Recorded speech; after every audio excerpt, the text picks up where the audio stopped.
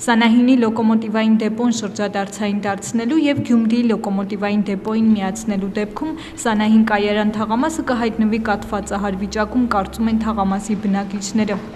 Այս թաղամասում երկաթուղայինի մասնագիտությունը փոխանցվում է ժառանգաբար, այդ պատճառով էլ այլ ոլորտում աշխատելու հնարավորությունները շատ քիչ են։ Դե Սանահինի ժողովուրդը սովոր է երկաթգծում աշխատի, հող չունի, սարեր է, 4 տուկուրը նայում եք սարեր է, այսօր որ հանեն, նա որ փեշակ էլ չունի, բացի ասենք էլեկտրավոզ քշել է, կամ մեկը սլեսար է դեպոյում։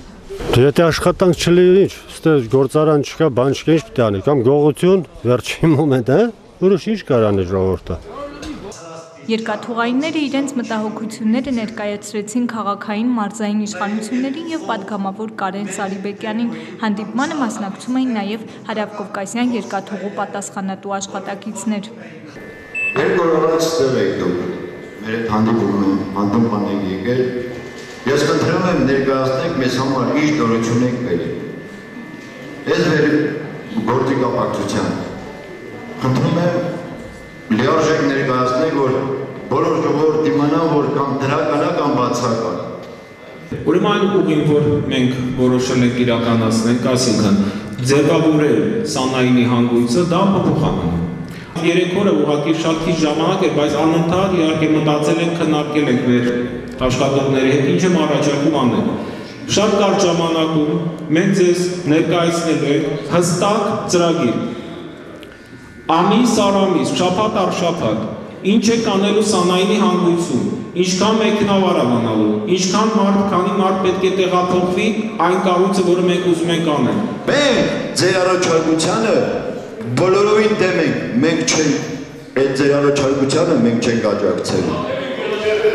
Մենք ոնց կան, պետք է հնեցել մնանք։ Ես խոսում եմ բոլոր կոլեկտիվի կողմից, բոլոր սանահինցիների կողմից։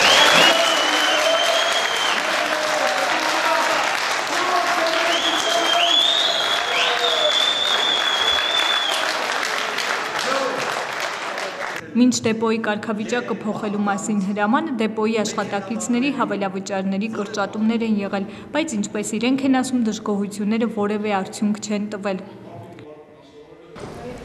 Ցանկացած ոչ բացաձայն դժգոհություն պարոն Շայդուլինը արտահայտում էր,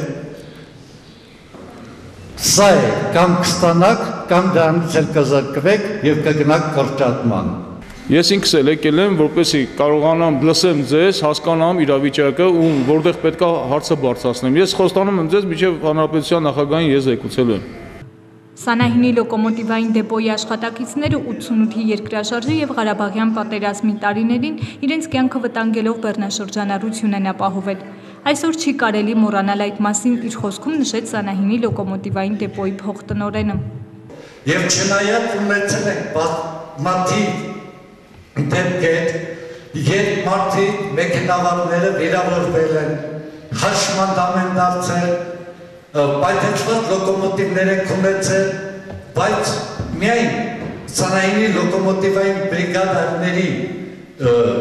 խիզախության շնորհիվ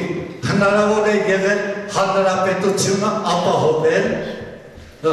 համապատասխան բեռնաշրջանառությամբ։